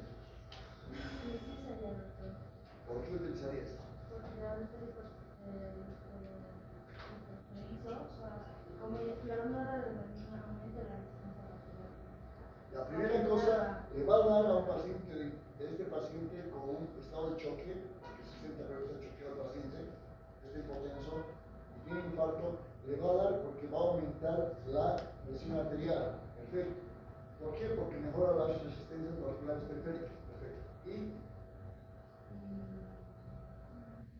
tiene también infarto. Pero no aumentar tanto el gasto.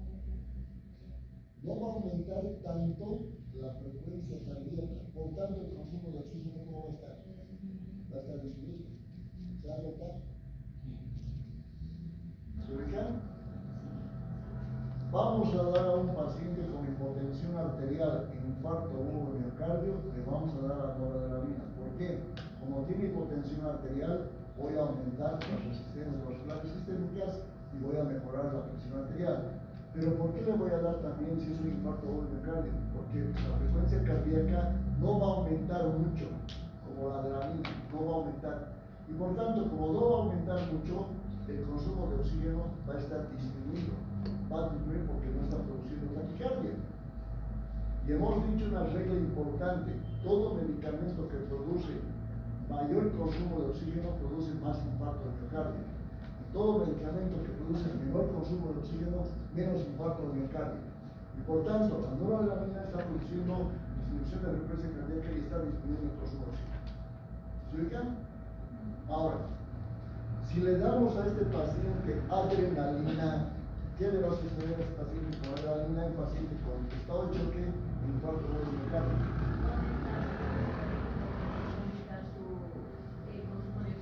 Y por tanto, va a frenar, va a comenzar. ¿Se ubican? Entonces, este paciente no le podemos dar a un paciente con hipotensión arterial, infarto o miocardio, no le podemos dar la adrenalina, está totalmente contraindicado. Indudablemente nos va a mejorar la presión arterial porque va a aumentar las resistencias vasculares periféricas, pero te va a aumentar la frecuencia cardíaca, te va a aumentar el consumo de oxígeno y va a tener más infarto de miocardio. Ese es un dato relevante respecto a la noradrenalina y adrenalina. Aquí hay un dato interesante, la dopamina. Miren, todo depende de la dosificación para que actúe sobre diversos receptores. Si nosotros la dopamina damos a dosis baja, de 1 a 3 microgramos kilo por minuto, ¿qué va a producir? Va a producir una acción dopa sobre el tema renal, sobre el sistema renal a dosis bajas. ¿Y qué va a producir? Va a producir vasodilatación renal y va a producir más diuresis. ¿Listo? Entonces, si yo les pregunto, ¿podemos dar a un paciente con insuficiencia renal la dopamina? Su respuesta es sí, pero sí a dosis bajas de 1 a 3 microgramos kilo por minuto. ¿Por qué? Porque va a producir vasodilatación renal por eso le puedo dar insuficiencia renal. De 5 a 10 microgramos kilo por minuto estimula preferentemente que los receptores beta 1. Entonces, a dosis de 5 a 10 estimula receptores beta 1, eso nos anotamos, beta 1. Por tanto, en un paciente con una insuficiencia cardíaca, ¿podemos dar la dopamina?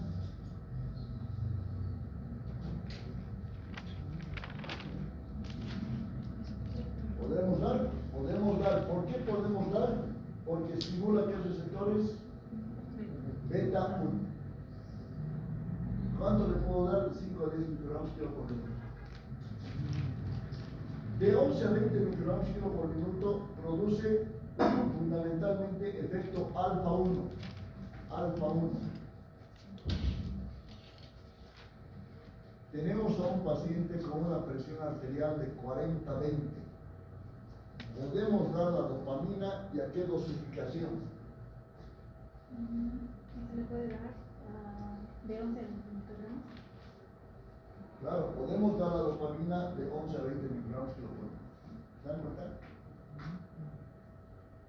Y esto es bien importante, ¿por qué? Porque cuando ustedes estén con un paciente con una insuficiencia renal, tengo una diuresis de 20cc. Ustedes tienen que averiguar por qué tienen la diuresis de 20cc. No que vayan y que digan, está orinando el paciente, no, ahí está el furosemide. No es así. Tienes que investigar y razonar por qué tiene el paciente una diuresis tan baja. ¿Listo? Tienes que tomar la presión arterial. La presión arterial está baja. Ah, es por eso que tiene insuficiencia renal el paciente. Entonces, ¿qué voy a hacer? Le voy a dar dopamina a dosis de 11 a 20 microgramos kilo por minuto dado. Voy a mejorar la presión y el paciente va a orinar. Le da la enfermera de 11 a 20, doctor, le cuento una cosa, en 2 horas he orinado 1000 centímetros cúbicos. Soluciona el problema. ¿Se dan cuenta? Veo al paciente, presión veo normal la presión. Nuestra presión está bien, 120-80. La escucho al paciente, ingurgitación yugular, insuficiencia con soplo sistólico, ritmo de galope. Esto es una insuficiencia cardíaca. Dale dopamina de 5 a 10 microgramos kilo por minuto. Sí, doctor, pero ¿por qué está dando esa dosis beta 1? ¿Acaso va a mejorar la función renal? No estoy orinando nada, doctor. Dale eso, 5 a 10 microgramos. La ciudad comienza a funcionar bien el corazón, flujo glomerular aumenta. Doctor, le cuento una cosa, en 3 horas el paciente ya llega a 1000 centímetros cúbicos. Todo depende, tienen que hacer un razonamiento cuando hay una patología. No es agarrar y decir, está orinando un poquito, dale diuréticos. O simplemente decir, está muy baja la presión, dale tal cosa. No es así, tienen que razonar, tienen que pensar bien. Si no pueden cuidar al paciente, para eso no ustedes están haciendo hablar por eso. Entonces, así es la situación. ¿Listo? Ahora, si le ves corazón normal está el corazón. ¿Por qué no tiene diuresis? Está bien el corazón. La presión arterial cuando está 120, 72. Tomar el otro brazo. 125, 80 está bien, está la presión. Entonces, ¿qué está fallando? Pues, si no está fallando el corazón, la bomba está bien, la presión está bien, tiene que estar fallando el riñón. Entonces, el riñón ya, dale dopa, ¿a qué dosis le darías? Y una 3 microgramos.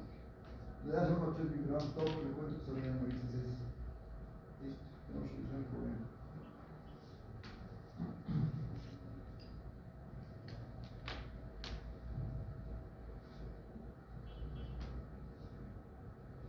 Bueno, igual 60 slides más, pero creo que no vamos a poner. Pero aviso que en el siguiente 6 slides, imagínense. Todo hecho para la teoría.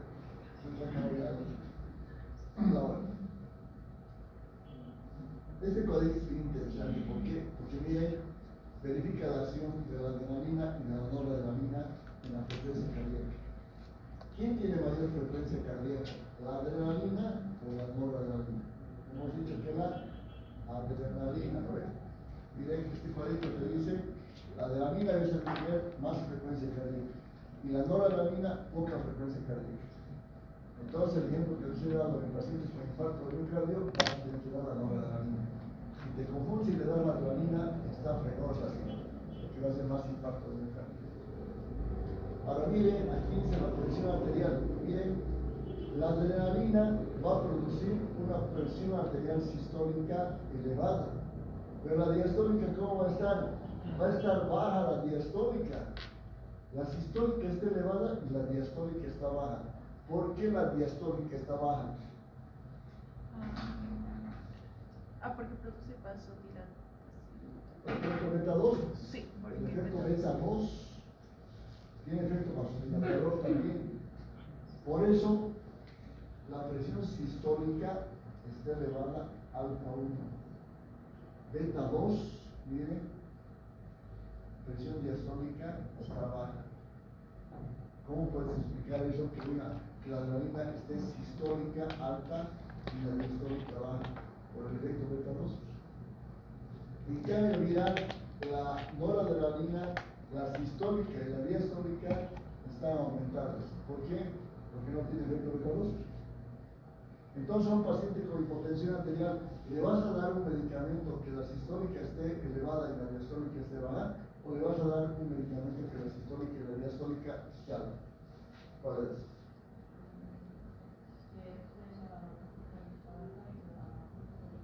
¿Cómo? Claro, esta le tienes que dar porque vas a mejorar la presión sistólica y la diastólica. Es lo que queremos mejorar, ¿no? Y las resistencias vasculares, por tanto, van a estar aumentadas. ¿Quién va a mejorar la presión arterial más? La respuesta, la noradrenalina. ¿Por qué? Porque te sube la presión sistólica y te sube la presión diastólica. ¿Por qué te sube tanto la sistólica y diastólica? Porque tiene solamente efecto alfa 1, beta 1 y no tiene beta 2. ¿Qué está? El gasto cardíaco, mira, la adrenalina la tiene alta la adrenalina. Y el gasto cardíaco, la noradrenalina la tiene baja. Todo medicamento que te aumenta el gasto cardíaco, la frecuencia cardíaca, te va a producir más infarto de miocardio porque te aumenta más consumo de oxígeno. Todo medicamento que te disminuye la frecuencia cardíaca te va a disminuir el consumo de oxígeno y por tanto va a haber menor infarto agudo de miocardio. ¿Por qué la noradrenalina produce disminución del gasto cardíaco? ¿Por qué? Porque mira, el gasto cardíaco está bajo con la noradrenalina y con la adrenalina está alto el gasto cardíaco. ¿Por qué la noradrenalina produce disminución del gasto cardíaco? ¿Cuál es la fórmula del gasto cardíaco? Es frecuencia cardíaca por volumen sistólico. Entonces tiene tu argumentación. ¿Por qué está el gasto cardíaco bajo con la noradrenalina? Porque la noradrenalina no aumenta la frecuencia cardíaca. Claro, si el gasto cardíaco es frecuencia cardíaca por volumen sistólico y hay un medicamento que te disminuye la frecuencia cardíaca, ¿cómo va a estar el gasto cardíaco? Va a estar bajo. Porque el gasto cardíaco es volumen sistólico por frecuencia cardíaca. Si la frecuencia cardíaca te baja, el gasto cardíaco te baja. ¿A ver? Y listo. Ya estamos. Las resistencias periféricas totales, miren, la adrenalina va a estar baja. ¿Por qué? Efecto beta 2 por la presión diastólica que está baja. La noradrenalina va a estar alta. ¿Por qué? Porque no tiene efecto beta 2. Entonces está alta porque la sistólica y la diastólica están aumentando. Músculo liso hemos dicho que produce broncodilatación. Ahí está el salbutamol, está la terbutalina. Va a producir inhibición de mediadores inflamatorios de los mastocitos, que es un efecto beta 2 importante. Por eso el asma están indicados en sus medicamentos. ¿Por qué? Porque producen vasodilatación de músculo liso y van a producir broncodilatación y van a producir inhibición de los mastocitos, liberador de histamina. ¿Qué más no tienes un medicamento que te disminuya la histamina, que te produzca broncodilatación? Si te dicen cuál es el mejor medicamento para la asma bronquial, pon el top, el salbutamol, los simpáticos. ¿Por qué? Porque producen broncodilatación y de iapita te dan que estabiliza los mastocitos y que no hay histamina. ¿Qué van a hacer? Estás perfecto. Contracción y tono uterino beta 2, último mes. Disminuye la contracción y tono uterino beta 2. ¿De qué medicamento estamos hablando? Que disminuye la contracción uterina. Estamos hablando de ¿cuál? ¿La ritodrina? ¿Cuál más? ¿El salbutamol? ¿Cuál más? Digo, La terbutalina, ¿no? La terbutalina también. Perfecto. Ya la tenemos entonces. Bueno, ahí está, ¿no? ¿Qué se llama? Los beta 2, ahí está. ¿Qué hacen los beta 2? ¿Cómo? Bueno, de una Ya.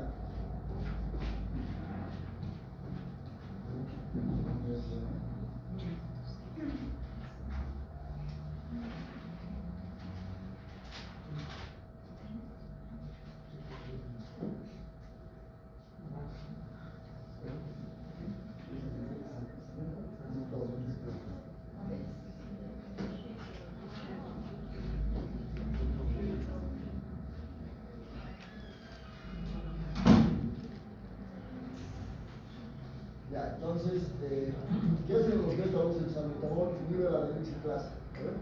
Inhibe la adenosiclasa. Fundamentalmente, eso es lo que hace los beta 2 en salbutamol. Y por tanto, ¿qué va a producir? Va a haber un incremento del AMP cíclico.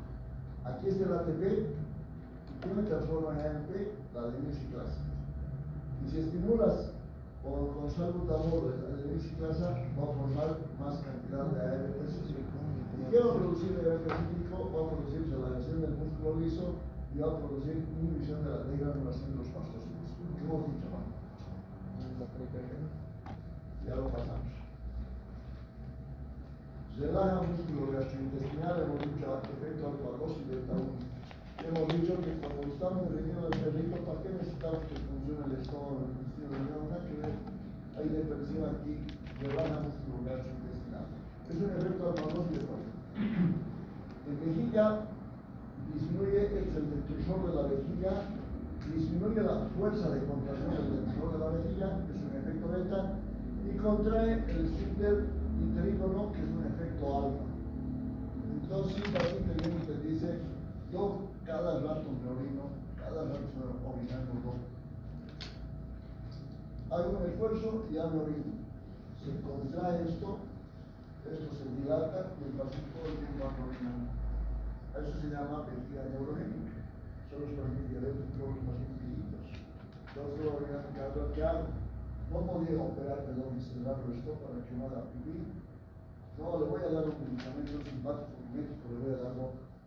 ¿Y qué hace el simpático mimético loco? Disminuye la fuerza de contracción del detrusor de la vejiga. Por tanto, ya no va a tener fuerza para que salga orina por aquí. Además, vamos a aumentar la fuerza de contracción del esfínter. Entonces, ya se va a cerrar y ya no va a hacer pipí usted, solamente las veces que usted quiera. ¿Se dan cuenta? Hiperglucemia, gran cantidad de ácido láctico, ¿no? Hemos dicho que ¿qué se llama? La noradrenalina va a producir, ¿qué va a producir? Gluconeogénesis y glucogenólisis. Eso ya la sabemos, porque necesito energía para poder defenderme como el perrito. Entonces voy a necesitar glucosa a partir de proteínas. Voy a necesitar glucosa a partir del glucógeno, ¿sabes? Va a haber gran cantidad de ácidos grasos libres y glicerol. Ya hemos dicho, ¿no? El efecto beta 3 se acuerdan, el lipólisis va a producir. Luego, el ácido láctico va a haber gran cantidad porque va a haber hipoglucemia. Va a haber gran cantidad de ácido láctico. La insulina va a estar baja. Reduce la presión intraocular, sí, pero no utilizamos muchos medicamentos. Estos medicamentos, algunos utilizamos para reducir la presión intraocular. ¿Cómo se reduce la presión intraocular? Hemos dicho que más bien hay midriasis con la noradrenalina. Hay midriasis. Y cuando hay midriasis, se cierran los canales de Fontana, las ventanas de Fontana y los canales de Schlem. Y hay algunos medicamentos que en vez de producir ese efecto alfa de midriasis, producen un pequeño efecto de miosis. Algunos medicamentos que van a reducir la presión intraocular.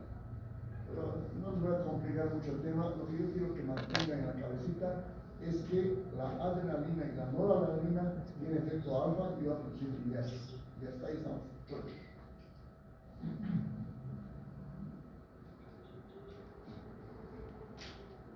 Farmacocinética, ustedes se van a comentar cómo es la farmacocinética de la adrenalina. Lo que sí les voy a decir es que su vida media es menos de 5 minutos. Es rápida la noradrenalina. Rápida.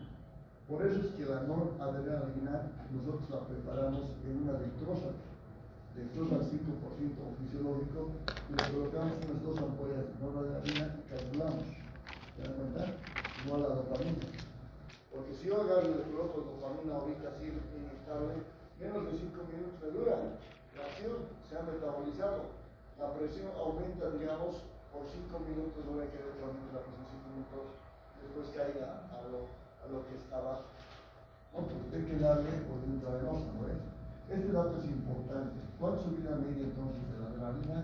La adrenalina tiene 5 minutos. Este dato lo tenemos que ver. Reacciones adversas, ¿qué reacciones adversas hay?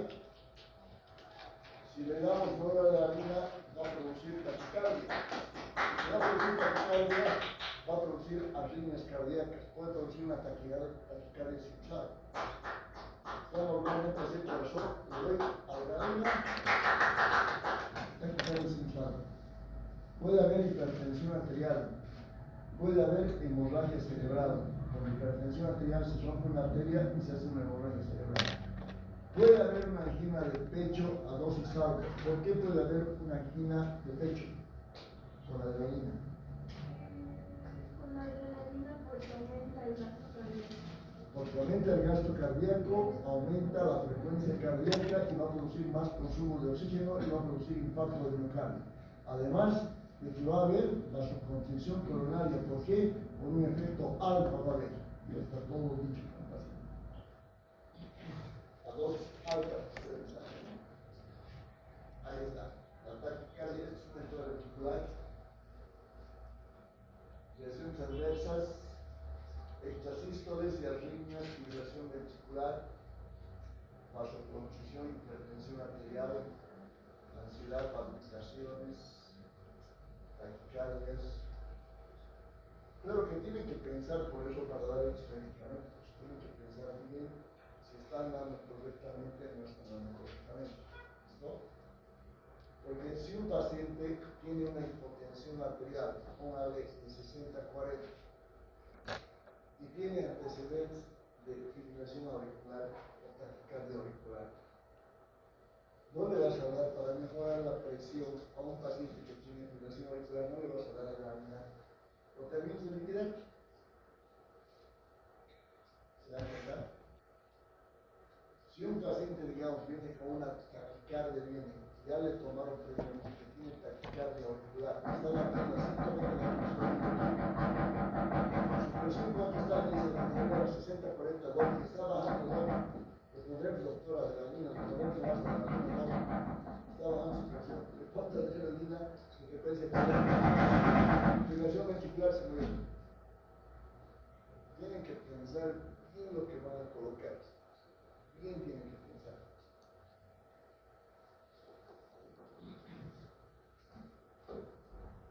Bueno, aquí están los agonistas adrenérgicos, acción directa selectiva, phenylefrina, dobutamina, terbutalina. ¿Por qué selectiva? Porque actúan solamente sobre un receptor. La phenylefrina solamente alfa 1, la clonidina alfa 2, ya lo hemos visto. La dobutamina solamente actúa sobre beta 1, la terbutalina solamente sobre beta 2, por eso tiene acción directa selectiva. Lo hemos visto en nuestra clasificación. No selectiva, ¿cuáles son? La silometasolina A1-A2, el isoproterenol beta-1, beta-2, la epinefrina, ¿se acuerdan de la adrenalina? Alfa-1, alfa-2, beta-1, beta-2, la norepinefrina, alfa-1, alfa-2, beta-1, no actúa sobre beta-2. Acción indirecta, hemos dicho la cocaína, inhibidor de la recaptación, ¿por qué? Es inhibidor de la MAO y la COP, ¿se acuerdan? Perfecto. Ahora miren, inhibidores solamente de la MAO, la celeginina, solamente de la monoaminoxidasa, la celeginina. Inhibidor de la COM, de la catecolometoxidasa, solo de la entacapona. Vuelvo a repetir, acción indirecta. ¿Por qué acción indirecta? Porque no actúan directamente por eso el receptor, alfa ni beta. Lo único que hace aquí, por ejemplo, inhibe la recaptación de la adrenalina porque son inhibidores de la MAO y la COM. La cocaína. En cambio, la celeginina solamente inhibe a la MAO, la entacapona solamente inhibe a la catecolometoxidasa. Ya está. ¿Listo? Ahí se puede explicar.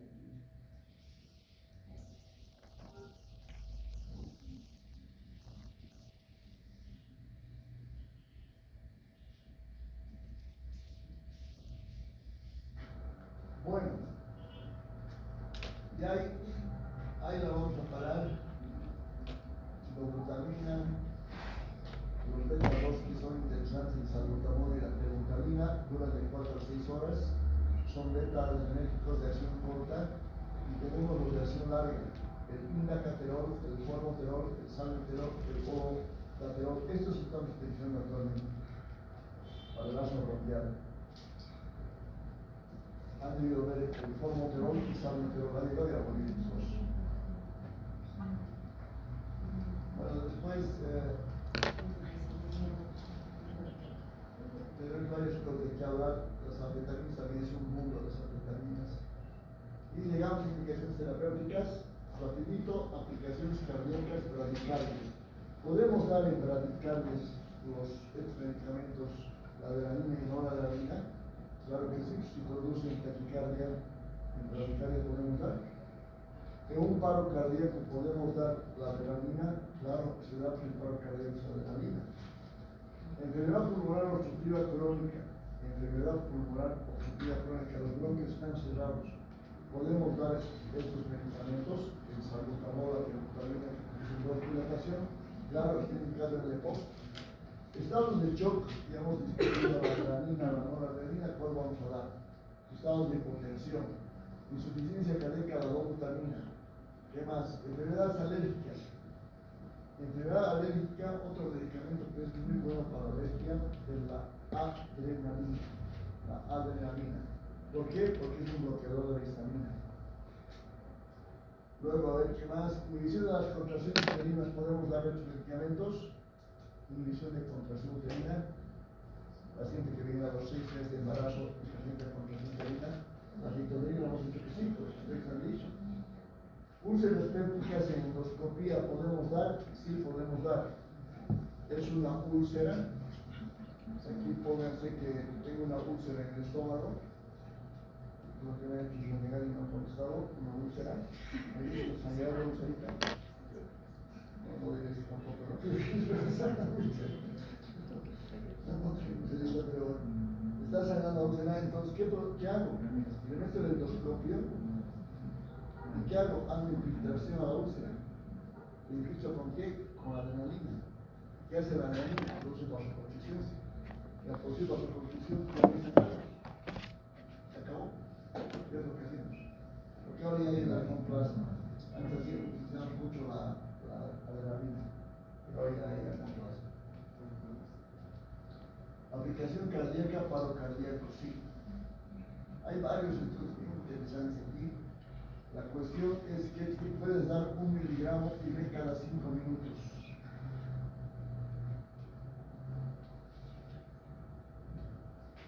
Hay varias cosas muy interesantes, pero bueno. La cosa es que se da la adrenalina en paro cardíaco. El IRCOR, la American Heart Association, dice que hay que dar adrenalina. De un inicio tienes que utilizar adrenalina. ¿Y cómo se ha visto la mejor utilización de la adrenalina? Una ampollita. Cada minuto o cada 2 minutos se puede dar, durante solamente 3 ampollas y ahí se acabó.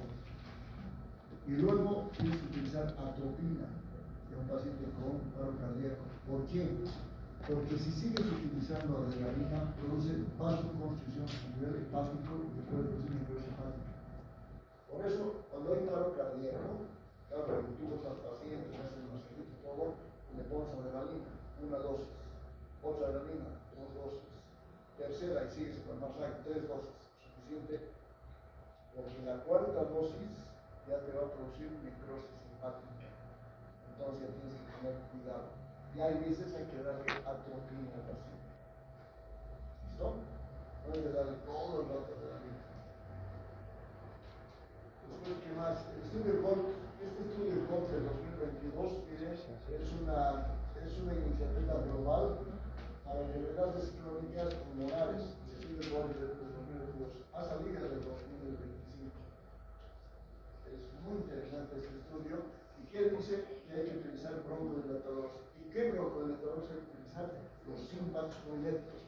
Ahora hay que utilizar el salbutamol, el salbutamol. Eso es lo que dice el estudio GOLD. Después de tanto libros mundialmente, que hace comparaciones con varias, hace comparaciones. Pero el tema del asunto es que los beta-2 están recomendados. Miren, el fenoterol, el salbutamol, la terbutalina son los primeros en enfermedades pulmonares obstructivas crónicas. Igual el formoterol, que ya lo tenemos, el salbuterol, que ya lo tenemos, son indicados en estos pacientes. Estados de choque, hay que dar, están recomendados la adrenalina y no la adrenalina. Miren, este estudio es bien importante. Este es el mejor estudio, este es el estudio de campaña para sobrevivir a la sepsis. Estados de choque séptico y sepsis. ¿Se puede dar o no se puede dar adrenalina y no adrenalina? Estos estudios que dicen que sí se puede dar. Estos son los mejores estudios de choque, de estados de choque. Así que los mejores medicamentos para estados de choque son la noradrenalina y la adrenalina. Fundamentalmente, ¿cuál? Ya sabemos por qué, ¿no? El objetivo de primera lección. Ya sabemos por qué, porque te disminuye la frecuencia cardíaca, no te aumenta tanto, y además te produce presión sistólica elevada, sin aumentar el gasto cardíaco. Eso es fundamental. Y ahí